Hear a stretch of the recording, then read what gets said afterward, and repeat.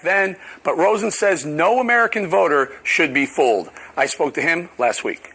Mr. Rosen, so you say the Iranians always win when we negotiate, when the United States negotiates with Iran. Explain that, please. Well, almost 40 years ago, I was taken hostage with 51 of my colleagues. And at that time, we were victims of Iran and the Iranian Revolution. And the Carter administration, of course, lost out on that one. Again, and over the years, it seems, even during the Reagan administration, Iran-Contra, and now also at this juncture in Iranian-American history, we see that there is a quid pro quo for hostages and payments. Well, wasn't yours a quid pro quo as well, though? 52 hostages released the same time, $8 billion was turned over, yes, released to the Iranians? Absolutely, it was a quid pro quo. But the Iranians were singing the song most of the time. And they had, I would say, control over the situation and the international situation for 14 and a half months. Do you think they have the same control here? Do you think this was a quid pro quo? By the way, what's the difference if it's quid pro quo and it coincides directly with a hostage release? That's a ransom, no? Yes, it is. It just sounds better, that's all. So do you think they did make this negotiation yes. saying, we'll release your people, but we want the $400 million? Well, look at the situation. An airplane full of money comes into Iran, stacks of euros and so forth. And at the same time, maybe minutes later or whatever, 4 Americans are then returned to the United States.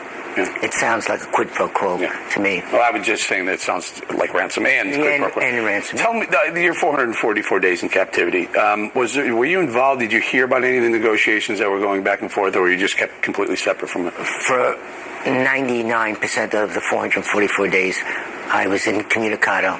I was in Evin prison, like many of the American hostages are now.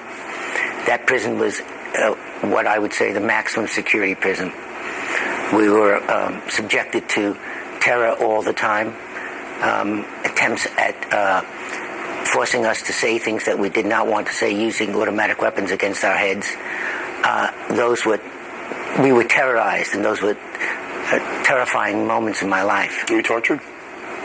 If you consider sitting in a cell with the feeling that this could be your last day in your life, yes. Did they never give you hope? Did they never say we're negotiating and no? Never. They were absolutely great. Even when the attempted rescue occurred in April, we didn't know a thing. Tell us about that. That night, I was taken down from my cell, put into a van. The van was repainted, was tied up hand and foot, transported to the south of Iran, and there I landed up in what I call the black hole, a place that I lived in for 60 days without any light. That's terror to me. Did they do that when they realized the rescue attempt was being made, or or they tipped off? Did they know it prior to the attempt? When the rescue attempt occurred, they then activated this event.